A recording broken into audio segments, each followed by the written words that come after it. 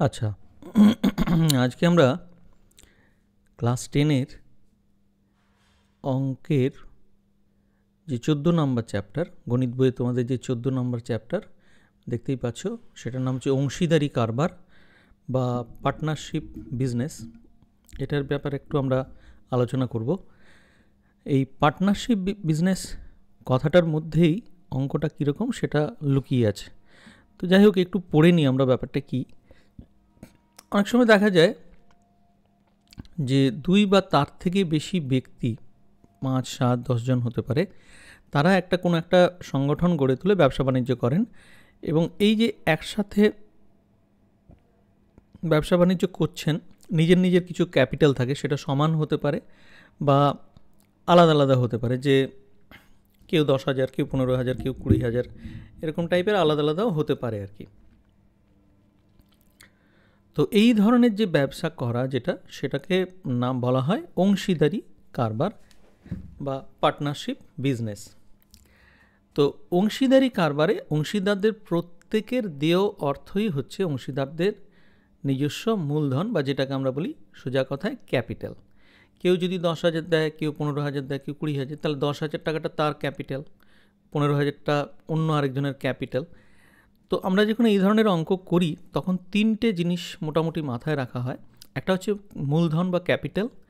মূলধনের মোট পরিমাণ অংশীদারগণ সমানভাবে ভাগ করে সংগ্রহ করেন অথবা সর্বসম্মত আনুপাতিক হারে মূলধন সংগ্রহ করেন, এবং প্রথমেই সেটা ঠিক হয়ে যায় যে কার কত মূলধন, সেই অনুযায়ী যখন লাভ বা লোকসান হবে সেই অনুযায়ী ব্যাপারটা ঠিক হবে আর কি।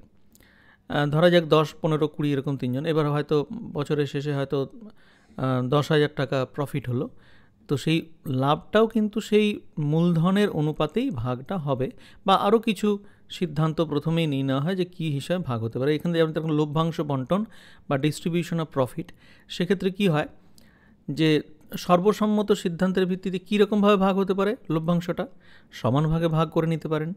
2 নম্বর হচ্ছে মূলধনের পরিমাণের অনুপাতে ভাগ করে নিতে পারেন। হ্যাঁ, যে কিছুটা অংশ হয়তো প্রথমেই ঠিক করে নিল যে এত অংশ আমরা সমানভাগে ভাগ করব, তারপর নিজের নিজের মূলধন অনুযায়ী ভাগ হবে। আরেকটা হতে পারে যে না, যে যেরকম কাজ করে সেই অনুযায়ী হয়তো ব্যাপারটা ভাগ হবে। তোমরা নিশ্চয়ই এখানে অঙ্ক দেখতে পারবে যে একজন ড্রাইভার, 2 জন কন্ডাক্টর। তো ড্রাইভার বলছে আমি তো পরিশ্রমটা বেশি করি, আমার ভাগটা একটু বেশি চাই। তো সেক্ষেত্রে তার হয়তো অনুপাতটা 3:2:2 এরকম ভাগ হবে, 3 ভাগ হচ্ছে তার। এইভাবে।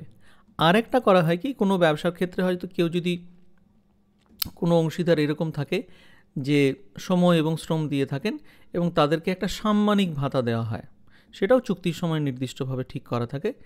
এই ভাতা প্রদানের পর লভ্যাংশ বন্টন করা হয়। মানে প্রথমে ওটা দিয়ে দেওয়া হলো, কোনো একজন অ্যাডভাইজার আছে হয়তো, তাকে প্রথমে হয়তো কিছু টাকা দিয়ে দেওয়া হলো 10% লাভের, বাকি 90% যেটা দেবে সেটার থেকে হয়তো মূলধনের অনুপাতে বা অন্য কোনোভাবে সেটাকে ভাগ করা হয়। তো চলো প্রথমেই আমরা আমি একটা কথা বলবো, যারা তোমরা এখন ছাত্রছাত্রী, আমাদের যে বইটি আছে পশ্চিমবঙ্গ সরকারের ইয়েতে, তাতে দেখবে অনেকগুলি এক্সাম্পল দেওয়া আছে, প্রয়োগ যেটাকে বলছে, সেই এক্সাম্পলগুলি খুব মন দিয়ে প্রথমে পড়বে। এই অঙ্কটা দেওয়া আছে, তারপর এখানে সুন্দর করে দেওয়া আছে আর কি, কতগুলো করে দেওয়া আছে, কতগুলো একটুখানি হিন্টস দেওয়া আছে। তো এইটা কিন্তু খুব কাজে লাগে, এবং অনেক সময় দেখা যায় যে এই এক্সাম্পল থেকেই হয়তো পরীক্ষার সময় অঙ্ক আসছে, এবং এগুলো ভালো করে খুব পড়া দরকার, স্টাডি করা দরকার আর কি। তাহলে এরপর আমরা যেটা দেখতে পাবো যে আরেকটা বিষয় আছে, সেটা একটু বলে নিই এখানে। সেটা হচ্ছে যে অংশীদারি কারবারের আবার 2 ধরনের হয়, একটা হচ্ছে সরল, একটা মিশ্র। সরলটা কি না, অংশীদারগণের নিজ মূলধন যদি সমান সময় ধরে ব্যবসায় নিয়োজিত থাকে, যে 3 বন্ধুই 1 বছর রাখলো, এরকম যদি থাকে, সেটা হচ্ছে সরল অংশীদারি কারবার। কিন্তু মিশ্র কখন হয়, ধরা যাক যে 3 জনেই কিছু টাকা দিয়ে শুরু করলো, এ বি সি ধরে নিচ্ছি আমি, বি বললো না আমার কাছে আরও 10,000, 15,000 বা কিছু টাকা এসছে, আমি সেই টাকাটাও ব্যবসায় খাটাবো, সেটা হয়তো 6 মাস পরে। তাহলে 6 মাস পরে কিন্তু তার ক্যাপিটালটা বেড়ে গেল, তাহলে লাভ যখন হবে তখন সেই লভ্যাংশ বন্টনটাও কিন্তু সেই কথা মাথায় রেখেই করতে হবে। এ ধরনের অঙ্ক আমরা দেখব। তো যাই হোক, আজকে যেটা আমরা করতে চলি সেটা সরল অংশীদারি কারবারের বিভিন্ন যে অঙ্ক, সেগুলো নিয়ে আলোচনা করব। তো এখানে আমি প্রথমেই বলবো যে এখানে দেখো অনেকগুলি কিন্তু এক্সাম্পল আছে, প্রায় 11টা। এই 11টা কিন্তু ভালো করে দেখবে এবং নিজেরা বোঝার চেষ্টা করবে কীভাবে কী করা হয়েছে, সেগুলো দেখার চেষ্টা করবে, বোঝার চেষ্টা করবে ভালোভাবে, তাহলেই দেখবে অনেকটা কিন্তু তোমাদের অঙ্কগুলো সহজ হয়ে যাচ্ছে তোমাদের কাছে। যাই হোক, আমি এই যে কোষে দেখি 14 প্রথম অঙ্কটা আছে, এটার দিকে তোমাদের আমি বলবো একটু ভালো করে দেখো। আমি ও আমার বন্ধু মালা দুজনে যথাক্রমে 15,000 টাকা ও 25,000 টাকা মূলধন নিয়ে একটি ব্যবসা শুরু করলাম। 1 বছরে 16,800 টাকা লাভ হলো। হিসাব করে দেখি আমরা কে কত টাকা লভ্যাংশ পাবো। তো আমরা তোমাদের জন্য আমি একটা এখানে পাওয়ার পয়েন্ট বানিয়ে রেখেছি, দেখো অঙ্কটা ভালো করে আশা করি মাথায় রইল। তাহলে আমার ও মালার মূলধনের অনুপাত 15,000:25,000। সেটাকে যদি আমরা কাটাকাটি করি তাহলে হচ্ছে 3:5, 5 3 15, 5 5 25। তাহলে অনুপাতের যোগফল হচ্ছে 3 + 5 মানে 8। লাভ হয়েছে কত? 16,800 টাকা। তাহলে এই 16,800 টাকা থেকেও কিন্তু যেভাবে ভাগটা করতে হবে সেটা হচ্ছে যে লাভের 16,800 থেকে আমি পাবো কত, আমার ভাগ কত ছিল। এটা অনুপাতের যোগফল যদি 8 হয়, তার মধ্যে 3 ভাগ হচ্ছে আমার। তাহলে অনুপাতটা 3/8 ইন্টু যে টাকাটা লাভ হয়েছে 16,800। তাহলে এটাকে যদি কাটাকাটি করি 8 দুগুণে 16, 8 একে 8, 2 শূন্য মানে 2100, আর তাহলে 3 দিয়ে গুণ করছে 6,300। ঠিক সেরকমভাবে লাভের 16,800 টাকা থেকে মালা পাবে, মালার হচ্ছে 5 ভাগ, 8 ভাগের মধ্যে 5, তাহলে 5/8 ইন্টু 16,800, 16,800 কাটাকাটি করলে 2,100, ঠিক একইভাবে 10,500। খুব সহজ একটা ব্যাপার। তাহলে প্রথমেই মূলধনের অনুপাত বার করতে হয়, তারপর অনুপাতের যোগফল বার করার পরে যার যেরকম লভ্যাংশ হচ্ছে অনুপাতের যোগফলের অনুপাতে, হ্যাঁ, যে 3/8 5/8 সেই অনুযায়ী টাকাটাকে ভাগ করা যায়। খুবই সহজ একটা বিষয়। এবার আমরা চলে যাচ্ছি আমাদের পরবর্তী যে অঙ্ক। আমি 1-2 করে জাম্প দিয়েছি, যেগুলো একটু ইম্পর্টেন্ট বা তোমাদের কাছে একটু কঠিন মনে হতে প্রাথমিকভাবে, সেই অঙ্কগুলো করে দিয়েছি। যেমন ধরো এখানে 3 নম্বরের অঙ্কটা আছে। 3-এ কী আছে দেখো, একটু ভালো করে পড়ে দেখো। এখানে শোভা ও মাসুদ দুজনে মিলে 2.5 লাখ টাকার একটি গাড়ি কিনে 2,62,500 টাকায় বিক্রি করলেন। 2.5 লাখ টাকা দামের গাড়ি বিক্রি করছি 2,62,500, মানে সোজা কথায় লাভ করছে কত? 12,500। তো গাড়িটি কেনার সময় শোভা মাসুদের 1.5 গুণ টাকা দিয়েছিল। এখানে একটা আবার ব্যাপার আছে যে দুজনে মিলে কিন্তু সমান টাকা দেয়নি, মাসুদ যা দিয়েছে শোভা তার 1.5 গুণ টাকা দিয়েছে। তাহলে কে কত টাকা লভ্যাংশ পাবেন তা হিসাব করে লিখি। তাহলে অঙ্কটা কিভাবে করেছি দেখো ব্যাপারটা। শোভা মাসুদের 1.5 গুণ টাকা দিয়েছে প্রথমে বলেছি। তো ধরে নিচ্ছি মাসুদ এক্স টাকা দিয়েছে এবং শোভা তাহলে তার 1.5 গুণ মানে এক্সের 1.5 গুণ, এক্স ইন্টু 1.5 মানে এক্স ইন্টু 3/2 মানে 3x টাকা দিয়েছে। তাহলে শোভা ও মাসুদের মূলধনের অনুপাত তাহলে কত হচ্ছে? শোভা হচ্ছে 3x/2 আর মাসুদ হচ্ছে এক্স। তাহলে 3x/2 = x, মানে 3/2 = 1। তাহলে এই অনুপাতের উভয় পক্ষকে যদি 2 দিয়ে গুণ করি তাহলে দাঁড়াবে 3:2। এবারে লাভ আগেই বললাম যে 2,62,500 থেকে 2.5 লাখ টাকা বাদ যাচ্ছে, মানে 12,500। তাহলে এই যে লাভ হচ্ছে 12,500 টাকা, তাহলে কে শোভা কত পাবে? আগের ঠিক নিয়ম অনুযায়ী শোভার তো 3 ভাগ, 5 ভাগের মধ্যে 3 ভাগ, তাহলে অনুপাতের যোগফল যখন 3 + 2 মানে 5 ভাগের মধ্যে 3/5 ইন্টু 12,500, মানে কাটাকুটি করলে এখানে দেখা হচ্ছে 7,500 টাকা। আর মাসুদেরটা এই আমরা আগের নিয়মে বার করতে পারি, বা এই যে 12,500 টাকা লাভ হয়েছে তার মধ্যে যদি শোভা পায় 7,500, তাহলে বাকি পড়ে রইল কত? 12,500 - 7,500 মানে 5,000 টাকা।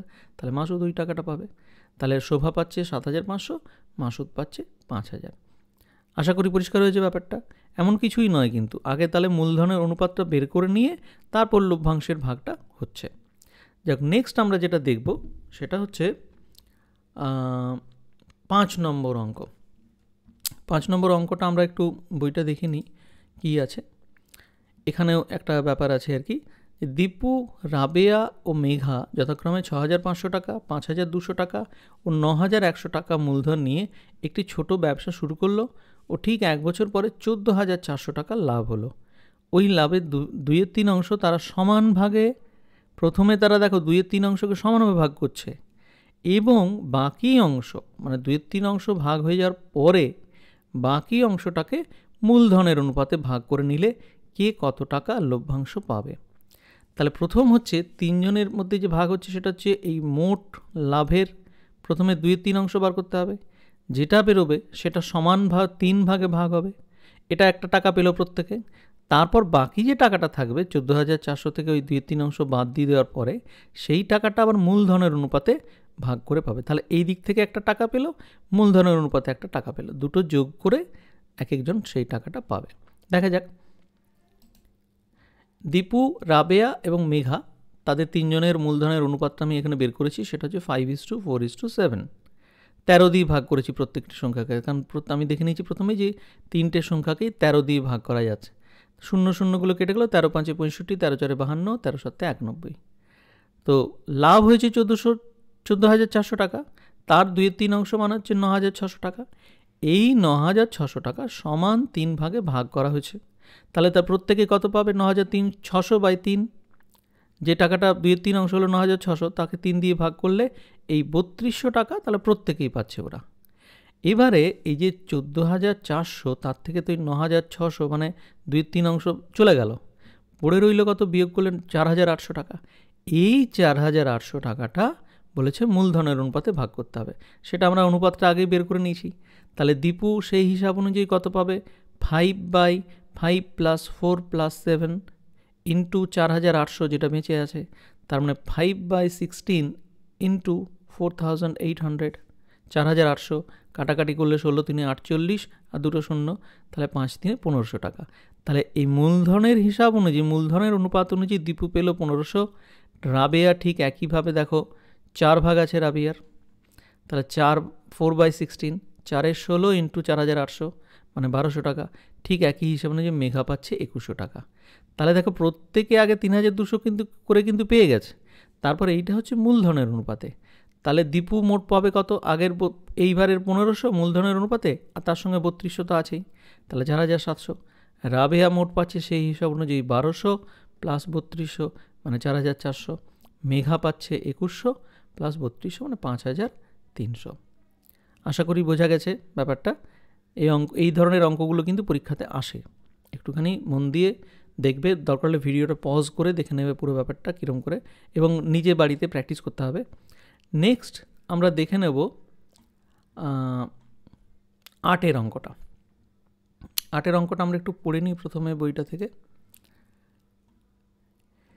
3 বন্ধু যথাক্রমে 1,20,000, 1,50,000 ও 1,10,000 টাকা মূলধন নিয়ে একটি বাস ক্রয় করেন। 3 বন্ধু মিলে একটা বাস কিনলো, কিন্তু আলাদা আলাদা তাদের মূলধন। প্রথমজন ড্রাইভার, বাকি 2 জন কন্ডাক্টরে কাজ করেন। তারা ঠিক করেন যে মোট আয়ের 2/5 অংশ কাজের জন্য 3:2:2 অনুপাতে ভাগ করবেন এবং বাকি টাকা মূলধনের অনুপাতে ভাগ করে নেবেন। কোনো এক মাসে যদি 29,260 টাকা আয় হয়, তবে কে কত টাকা পাবেন নির্ণয় করো। তাহলে প্রথম হচ্ছে এই যে মূলধনের অনুপাত বার করতে হবে। মূলধনের অনুপাত বার করার রইল, তারপর বলেছে যে মোট যে আয় তার প্রথমে 2/5 অংশ বার করতে হবে। তাহলে 29,260 টাকা 2/5 অংশ বেরিয়ে গেল, সেই টাকাটাকে 3:2:2 অনুপাতে ভাগ করতে হবে।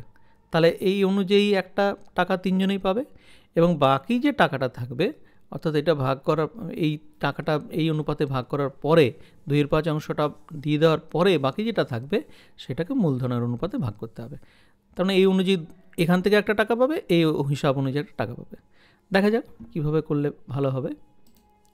দেখো 3 বন্ধুর মূলধনের অনুপাত এটা করেছি, 1,20,1,50,1,10 মানে 12:15:11। এবার সেই মাসে আয় হয় কত? 29,260 টাকা। এবার বলেছে প্রথমেই 2/5 অংশকে আগে ভাগ করে দিতে হবে একটা নির্দিষ্ট অনুপাতে। তাহলে ওই 29,260 টাকা 2/5 অংশ বের করেছি, এখানে দেখো 11,704 টাকা। এই যে 11,704 টাকা, সেটাকে 3:2:2 অনুপাতে ভাগ করা হলে ড্রাইভার পাবেন কত?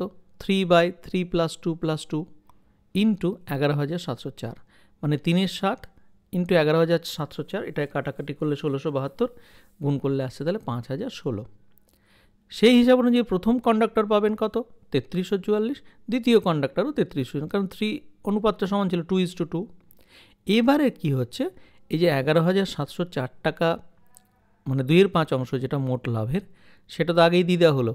তাহলে এখন বাকি টাকা কত পড়ে রইল লাভের? 29,260 থেকে 11,704 বিয়োগ করলাম, তাহলে হচ্ছে 17,556 টাকা। এই যে 17,556 টাকা, এটাকে কিন্তু এই মূলধনের অনুপাতে ভাগ করতে হচ্ছে। তাহলে 12:15:11, মানে এটাকে যদি তাহলে সেই অনুযায়ী ভাগ করা হয়, তাহলে ড্রাইভার সাহেব কত পাবেন? 12/12 + 15 + 11 × 17,556। তাকে 12/38 × 17,556। এখানে 38 দিয়ে ভাগ করে দেখলাম যে 462 আসছে। তাহলে 462কে 12 দিয়ে গুণ করলে 5,544। সেই হিসাব অনুযায়ী প্রথম কন্ডাক্টর পাবেন 15 × 462 এবং দ্বিতীয় কন্ডাক্টর পাচ্ছেন 11 × 462, মানে 5,082 টাকা। তাহলে এখান থেকে একটা টাকা পেয়েছেন তিনজনে, আবার এই লভ্যাংশের যে মূলধনের অনুপাত সেখান থেকে একটা টাকা পেলেন। তাহলে এই দুটো টাকাকে যদি যোগ করি, তাহলে ড্রাইভার পাচ্ছেন এখান থেকে 5,016, আর এই মূলধনের অনুপাত থেকে তিনি পাচ্ছেন 5,544, তাহলে 10,560। প্রথম কন্ডাক্টর কত পাচ্ছেন? 3,344 প্লাস 6,930, আর দ্বিতীয় কন্ডাক্টর পাচ্ছেন 3,344 এবং 5,082। তাহলে এই যে তিনটে সংখ্যা বেরোলো, এইগুলো তারা মোট পাচ্ছেন। তাহলে এই তিনটে অঙ্ক আমি আপাতত 3-4টে অঙ্ক দেখালাম। এর সঙ্গে তোমরা এক্সাম্পলগুলো যেগুলো দেওয়া আছে সেগুলো একটু ফলো করবে, ভালো করে দেখবে, এবং বাকি যে অঙ্কগুলো যতগুলো পারো, যেগুলো বাদ রয়েছে সেগুলো কিন্তু ভালো করে মন দিয়ে করার চেষ্টা করো। আমি অবশ্যই এর পরের আরেকটা ভিডিওতে আরও 2-3টে অঙ্ক দেখিয়ে দেবো তোমাদের, যাতে সুবিধা হয়, এবং ভালো করে মন দিয়ে প্র্যাকটিস করো, তাহলেই দেখবে ভালো করে অংশীদারি বিজনেস ব্যবসার যে অঙ্কগুলো সেগুলো করতে পারবে। ঠিক আছে।